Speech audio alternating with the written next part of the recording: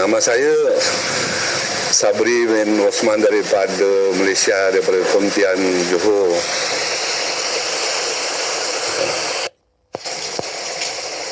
Assalamualaikum Kakang. Mohon maaf ya Kang.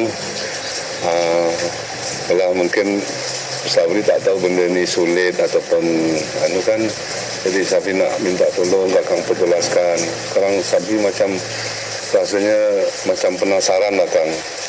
Ialah peristiwa ni berlaku 40 tahun yang lepas, semasa Allahyarham bapa masih hidup lah. Dia ada mengijazahkan saya satu amalan. Amalan tu zikir nafas Kang. Ialah sebelumnya saya disuruh puasa 3 hari. Kemudian dah habis puasa diijazahkan amalan tu. Bunyinya begini Kang zikir tu kan. Nurullah Sirullah. Jadi saya amalkan hampir 10 tahun lah. Selepas itu 10 tahun saya amalkan dengan banyak baca selawat lah Kang. Itu pesannya daripada arwah orang tua lah. Jadi selepas 10 tahun tu Kang, pada satu malam tu saya diresapi sesuatu, ialah macam dimasuki sesuatu suara tu Kang, yang mengaku ialah dia adalah orang pertapaan. Jadi dia mengatakan bahawa amalan kau tu yang arwah bapa tu turunkan, Nurullah Sirullah tu, kata dia kabur. Lalu dia menerangkan Kang, dia cakap yang sebenarnya Nurullah Allahu Akbar. Tapi selepas itu saya, dan juga dia berpesan, suruh pesan bagi tahu pada orang tua zikir tu kabur. Jadi saya sebagai anak ya macam rasanya berat sangat nak bagi tahu kan. Jadi ya saya biarkan ajalah benda tu. Jadi saya amalkan. Tapi kadang-kadang bila saya amalkan zikir Nurullah Allah Akbar tu, yang Nurullah Sirullah tu mengganggu. Maknanya kadang saya terbaca itu, kadang saya terbaca ini. Jadi saya minta Kakang tolong jelaskan sama ada benda tu bisa diamalkan di sisi Allah tu, diridai Allah ataupun bagaimana Kang. Berkenaan dengan ceramah-ceramah video Kakang tu, memang saya fahamlah yang selama ni apa yang Kakang bagi tahu tu benar kan. Kita masih ada lagi berapa orang beraku-akuan pada diri sendirilah. Jadi sini Kang, aku mohon betul lah Kang. Maknanya zikir tu sampai sekarang saya amalkan, tapi kadang-kadang saya sebut Nurullah Sirullah, kemudian saya kadang-kadang Nurullah Allah Akbar. Jadi sebenarnya bagaimana tu Kang ya? Ataupun saya perlu teruskan ataupun saya tinggalkan begitu, bagaimana? Terima kasih Kang, kalau boleh diperjelaskan.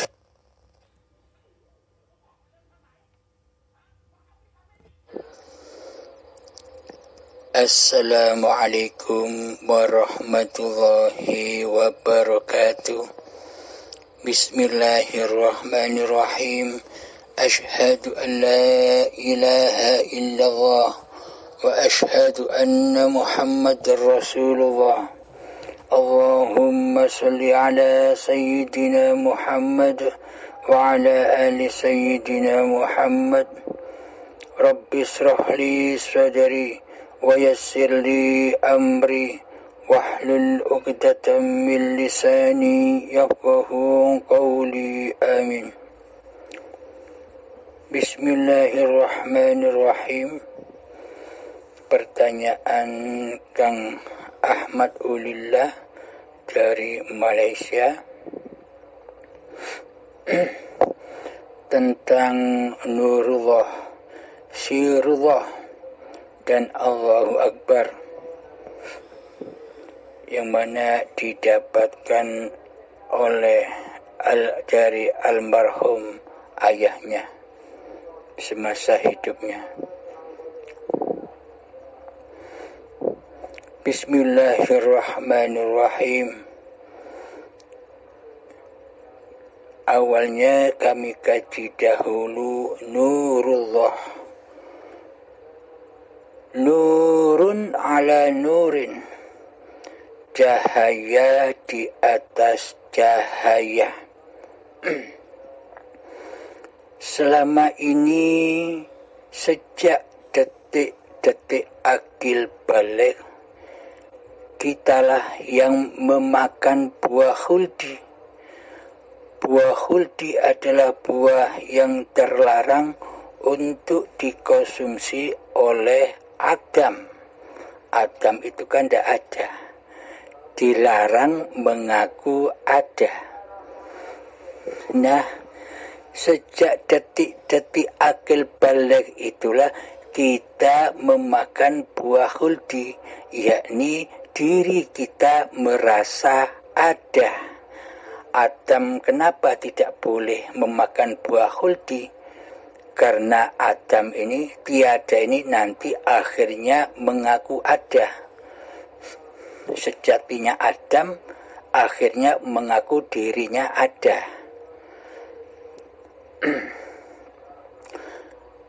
Mari kita lanjutkan. Ketika detik-detik akil balik itulah kita mulai merasakan bahwa hidup ini adalah hidup manusiaku. Badan ini adalah badan manusiaku. Inilah buah khuldi yang dimaksud Allah itu, yakni buah terlarang. Buah yang dimakan oleh Adam dan anak cucunya. Adam itu tidak ada, loh kok mengaku-ngaku ada. Inilah yang dimaksud buah khuldi itu. Kemudian hingga saat ini, sejak detik akil balik, kita selalu memakan buah khuldi di sepanjang hidup kita. Selama ini kita merasa ada, selama kita merasa hidup, selama kita merasa berkuasa, seluruhnya di dalamnya kita selalu memakan buah-buah terlarang. Buah-buah khuldi. Maka dari itu kita selama ini mengaku bahwa diri kitalah yang hidup. Allah tidak hidup. Allah gaib bagi kita. Karena selama ini kedudukan Allah sudah kita handle. Kedudukan Allah sudah kita akui sebagai kedudukan kita. Mestinya manusia itu Adam, tidak ada. Akhirnya manusianya mengaku ada. Maka sirnahlah kewujudan Allah di hati kita. Maka sirnahlah kehidupan Allah di hati kita. Maka sirnahlah kekuasaan Allah di hati kita selama sejak detik akil balik sampai setua ini.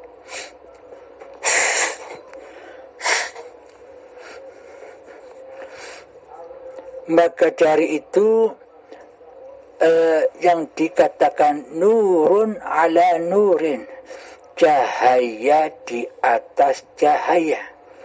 Maksudnya apa? Cahaya itu adalah cahaya hidup manusia kita selama ini. Jadi di atas kehidupan manusia kita ini masih ada ala nurin. Nurun ala nurin.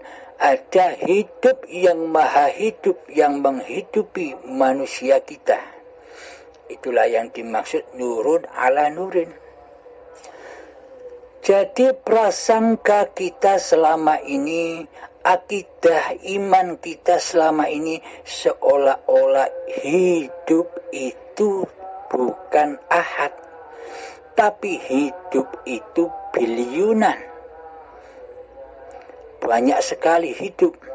Ada hidupnya Allah, ada hidupnya manusia, ada hidupnya malaikat, ada hidupnya iblis, ada hidupnya setan, ada hidupnya jin, ada hidupnya hayawan, ada hidupnya tumbuhan, ada hidupnya segala sesuatu.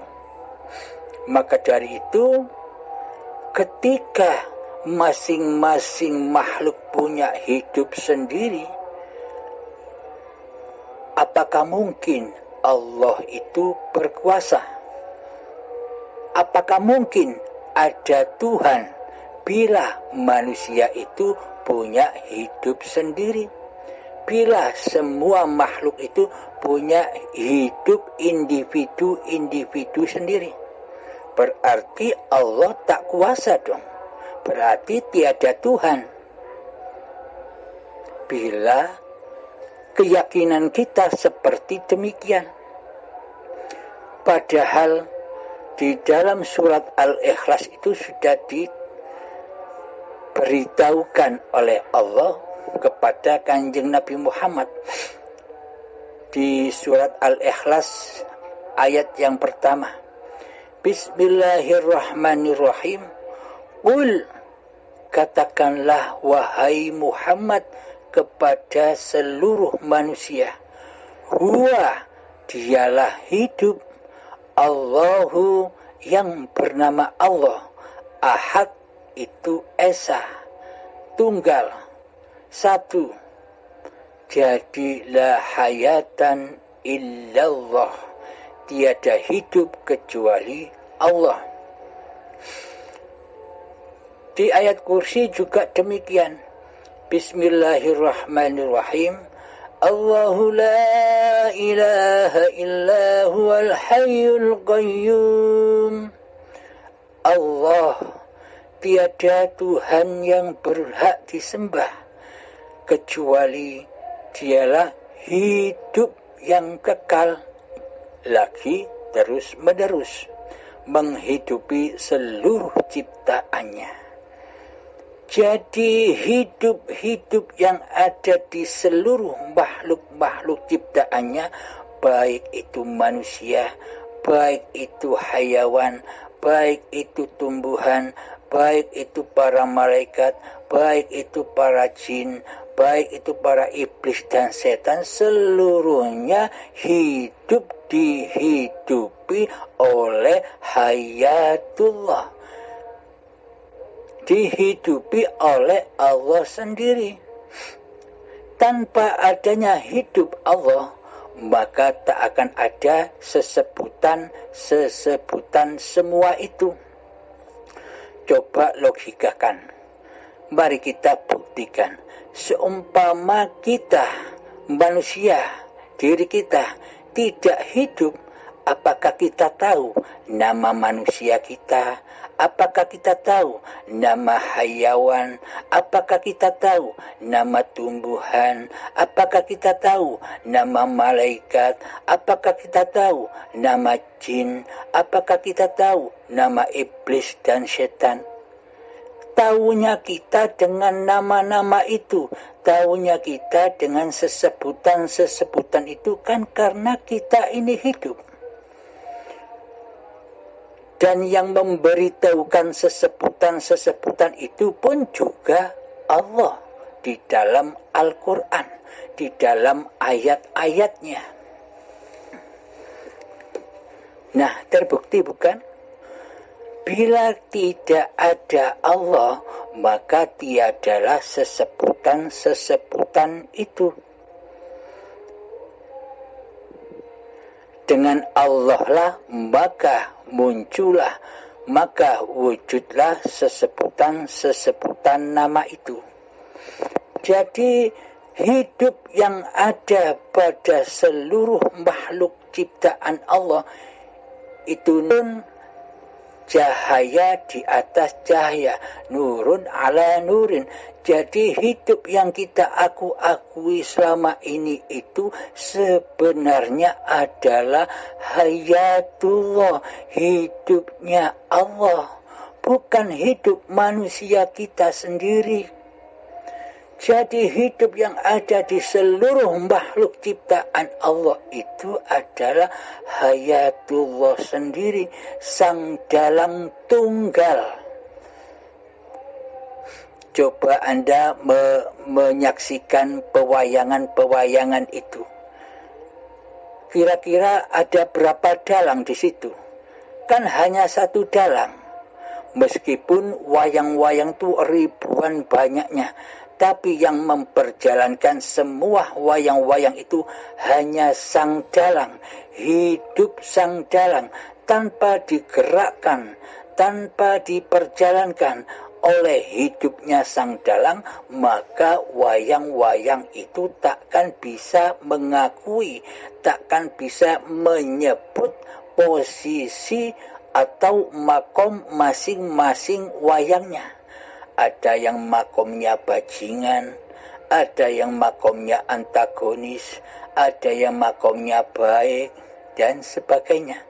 Karena yang memperjalankan, yang menstatuskan semua itu adalah sang dalang. Sama halnya manusia dan makhluk ciptaan Allah. Jadi pada intinya hayatullah itulah yang menghidupi seluruh makhluk ciptaannya. Bagi manusia yang sudah rela dan ridho di hatinya bahwa sebenarnya diri manusianya ini tidak hidup, yakni yang ada di dalam diri ini hidupnya Allah, maka ia pasti sudah tidak bisa memandang makhluknya. Karena kemakhlukannya sendiri sudah tiada. Karena pengakuan hidup manusianya sendiri sudah dipersembahkan, sudah diabdikan lagi kepada hayatullah. Jadi hamba sudah menyadari di dalam dirinya bahwa hidup inilah Allah. Jadi bagaimana mungkin si hamba ini bisa menyaksikan makhluk-makhluk yang ada di hadapannya, kecuali hanya menyaksikan Allah di dalam yang meliputi makhluk-makhluk di hadapannya. Karena la hayatan illallah. Namun bagi hamba yang masih duduk di nurullah, yang masih duduk di dalam bahwa hidup ini hidup manusianya, pasti tak akan bisa menerobos hayatullah yang ada di dirinya dan yang ada di makhluk-makhluk lainnya. Pasti yang dipandang adalah individu-individu makhluk-makhluknya, karena dirinya masih menjadi Tuhan, masih berposisi sebagai Allah di hatinya, tapi tidak disadarinya selama ini. Jadi maknanya nurullah, sekarang sirullah. Sirullah itu adalah rahasia Allah.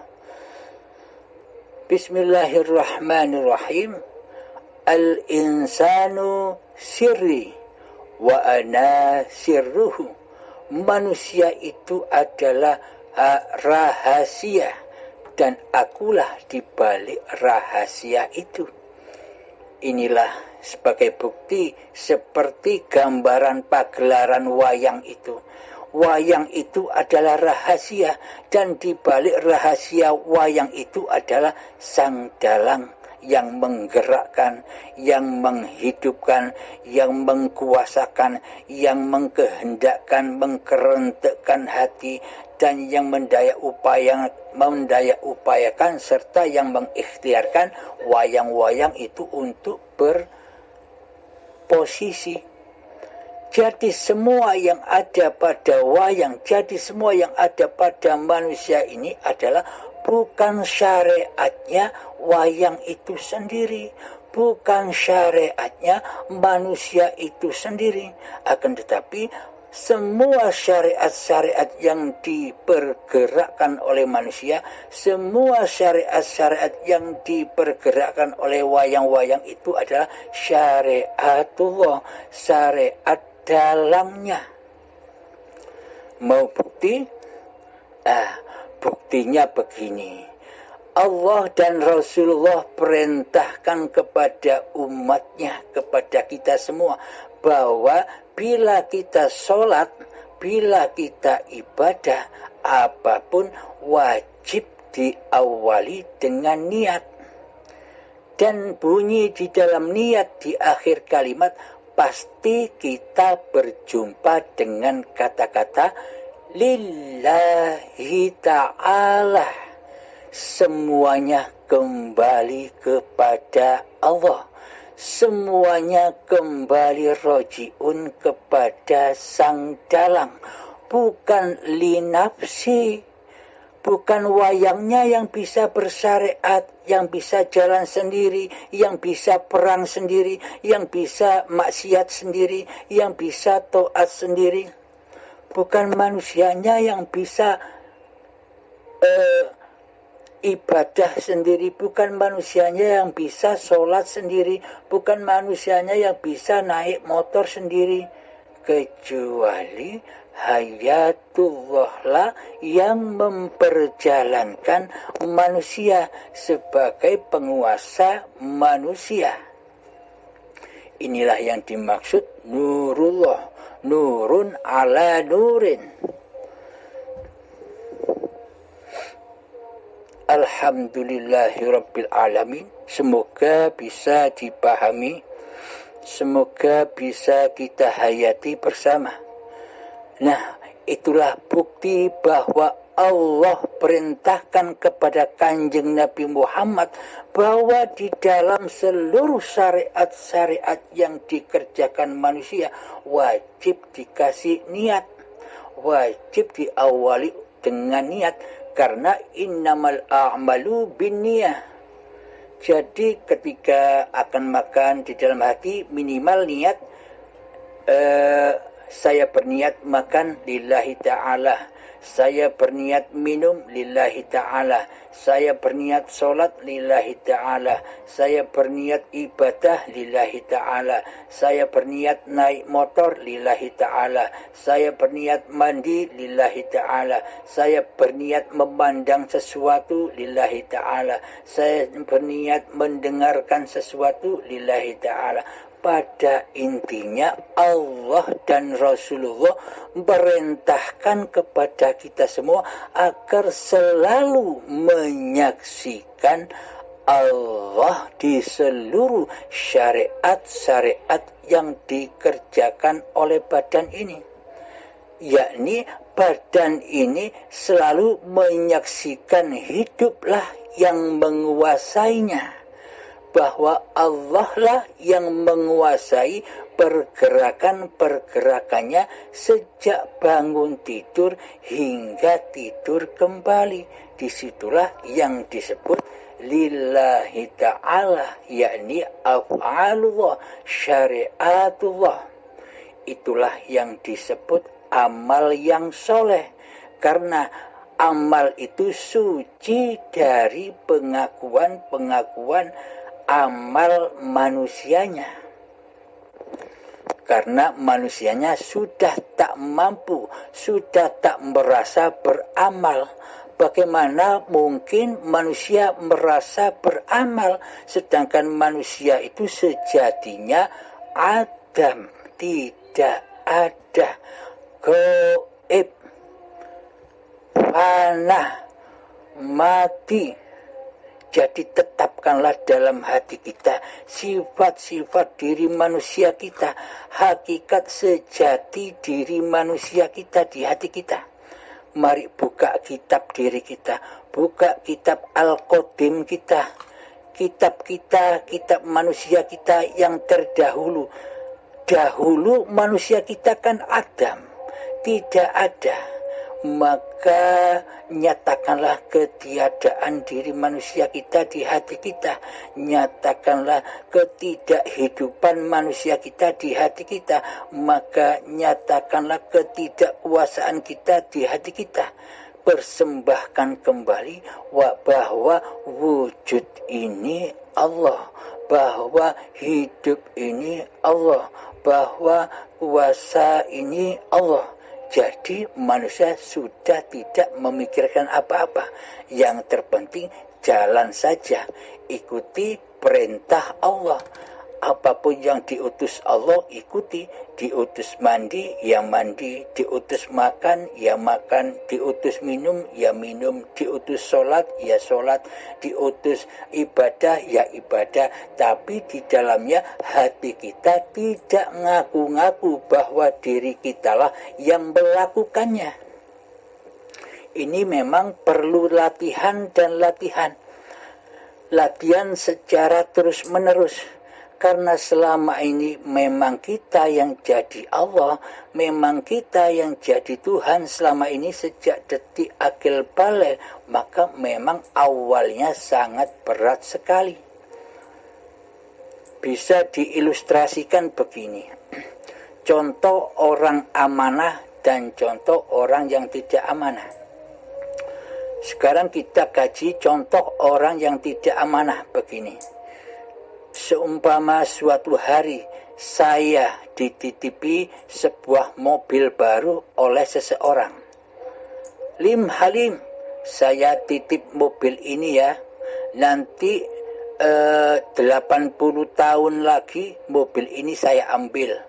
Sementara ini pakailah mobil ini. Yang penting Anda jaga. Yang terpenting juga ketika saya ambil nanti 80 tahun lagi, kamu harus kembalikan ke saya. Oke, deal. Nah, ketika si pemilik mobil itu sudah pergi, ketika itu mobil saya pakai. Dengan rasa bangganya mobil ini saya pakai. Dan terbesit di hati mengaku-ngakui bahwa mobil ini milik saya pribadi. Ketika saya jalan-jalan, ada teman menyapa, "Hei Halim, waduh mobilnya baru ya." Alhamdulillah, ini mobil saya sendiri. Setiap ada teman yang bertanya, "Mobilnya siapa?" "Mobil saya." "Mobilnya siapa?" "Mobilnya saya." Sehingga rasa kepemilikan pada mobil ini bertambah besarnya di hati saya. Seolah-olah mobil ini milik saya. Sehingga saya lupa bahwa mobil ini hakikatnya bukan milik saya. Terkadang semakin cintanya saya kepada mobil titipan tadi, sehingga mobil itu saya akui sebagai milik saya pribadi. Dengan berjalannya waktu sampailah 80 tahun dan saya lupa akan janji itu. Terkadang terlanjur saya ini menikmati mobil itu sebagai milik saya, sehingga saya lupa. Datanglah 80 tahun kemudian, ketika datang pemiliknya, saya serba ketakutan. Pemilik mobilnya datang, saya merasa takut sekali. Karena apa? Waduh, mobil saya mau diambil lagi. Di hati tidak rela dan tidak ridho bila mobil ini diambil lagi oleh pemiliknya. Karena saya kadung cinta banget dengan mobil itu, sehingga hati saya tersiksa sekali. Karena sudah saya cintai setengah mati mobil ini, sehingga sakitlah hati saya ketika mobil ini diambil lagi oleh pemiliknya. Saya merasa sakit hati, merasa sedih, merasa susah yang berkepanjangan. Inilah contoh orang yang tidak amanah. Contoh orang yang tidak amanah bahwa hidup ini hidupnya Allah, bukan hidup diri manusia kita. Hidup ini titipan seperti mobil tadi.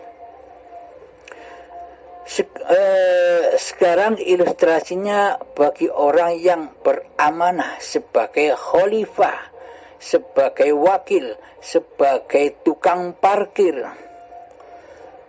Ketika saya dititipi mobil baru oleh orang lain disuruh jaga, dibebaskan untuk memakai, tapi 80 tahun lagi diambil mobil ini. Nah, di situ hati saya tak berani memakai, karena mobil ini mobil titipan, mobil amanah. Ketika ada teman bertamu ke rumah, "Hei Halim, itu mobilnya bagus, itu mobilnya siapa?" "Oh, ini mobil orang, ini mobil titipan, bukan punya saya." Setiap ada tetangga, setiap ada tamu, setiap ada orang bertanya, "Itu mobil siapa?" "Oh, ini mobil orang, ini bukan mobil saya." Dengan begini akhirnya hati kita tidak mengaku-ngaku bahwa mobil itu milik saya. Jadi kapanpun mobil ini diambil, saya merasa lega karena bebas dari amanah. Inilah contoh orang yang amanah. Jadi berharap-harap, setiap hari berharap-harap, kapan sih pemilik mobil ini datang agar aku bisa pasrahkan kembali mobil ini kepadanya. Aku lama menjaga mobil ini dengan amanah. Tidak aku akui mobil ini sebagai milikku, tetapi memang milik orang lain. Jadi ketika orang itu datang mengambil mobil, akhirnya hatinya lega, hatinya gembira, sudah bebas dari amanah. Inilah ilustrasi orang yang amanah dan orang yang tidak amanah. Sama halnya kita membawa amanah hidup ini. Bila hidup ini selalu kita akui sebagai hidup diri kita, nanti ketika saat syakaratul maut, disitulah azab yang sangat pedih, pertanggungjawaban, hari pembalasan di situ. Ketika kita mengaku-akui bahwa hidup ini hidup manusianya dikelongkok, dipaksa, ditarik, dikeluarkan dengan paksa dan sangat sakitnya. Kemudian wujudnya hidup ini dipaksa, diambil lagi, wujud kuasa diambil lagi, sehingga sakitnya, kata Imam Ghazali, diilustrasikan seperti kambing disayat, dipisahkan dari kulit, dari dagingnya. Rasa sakitnya 1000 kalinya, saking sakitnya ketika saat syakaratul maut, ketika saat pensucian demi pensucian. Maka dari itu kita ingin bersuci sekarang dengan belajar hakikat dan makrifat, ataukah nanti saja sambil merasakan hari pembalasan, sambil merasakan hari perhitungan di saat sakaratul maut yang begitu hebat azabnya. Tinggal pilih ridho dan rela sekarang mengembalikan amanah-amanah itu, mempersembahkan kembali, mengabdikan kembali amanah-amanah nurullah, syirullah itu kepada Allah. Nah, bila kita sekarang mau berjalan, mau mengambil perjalanan belajar hakikat dan makrifat ini, maka besok ketika ajal, ketika syakaratul maut datang, kita kan sudah pasrah, kita kan sudah mempersembahkan apa-apa yang bukan milik kita. Jadi ketika syakaratul maut sudah tidak sakit lagi, seperti mengambil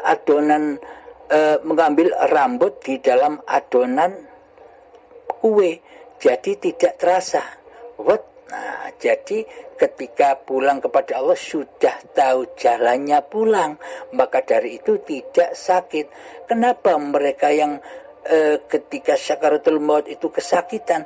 Karena tidak mau meninggalkan apa-apa yang dicintainya di dunia ini, karena hatinya tidak rela dan tidak ridho bahwa Allah ini Tuhannya, karena mereka tidak rela dan tidak ridho di hatinya bahwa hidup ini Allah.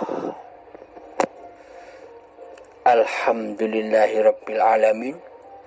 Sekarang setelah nurullah, sirullah, kita yang pertanyaan ketiga yakni Allahu Akbar. Nah, ketika di dalam hati kita sudah menyatakan keadaman diri manusia kita, yakni tiada, tidak hidup, gaib, mati, maka nyatalah hayatullah.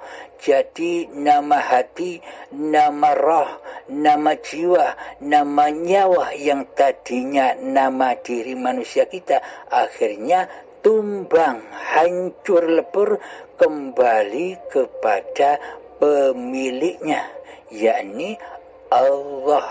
Hati ini Allah, nyawa ini Allah, jiwa ini Allah, hidup ini Allah, ruhullah.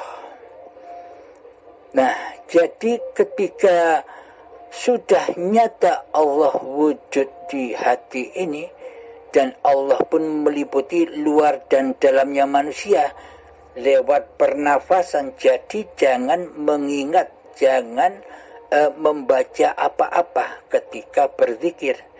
Jangan lagi menyebut-nyebut nurullah, sirullah, atau nurullah, Allahu Akbar, atau kita memperhatikan nafas. Itu masih keakuan diri. Itu tanda manusianya masih merasa wujud dan masih merasa bisa berzikir kepada Allah. Padahal Allahnya gaib. Makhluknya yang berzikirlah yang wujud. Jadi aplikasinya harus dengan rasa. Tidak usah nyebut-nyebut lagi. Tanda-tanda kalau kita masih nyebut-nyebut, seolah-olah kita masih begini. Assalamualaikum. Assalamualaikum. Hu Allah.